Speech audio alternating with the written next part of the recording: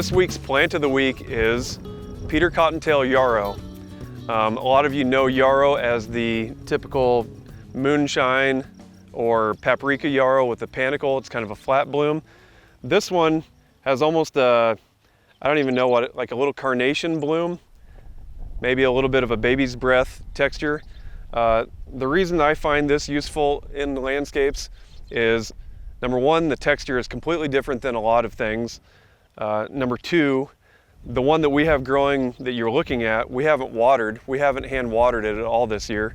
That probably is a little bit of a testament to the soil it's in, but also white is a great color to build off of.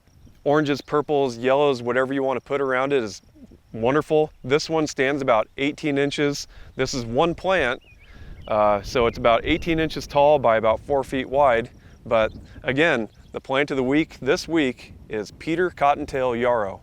All right, now over to Gannon for weather.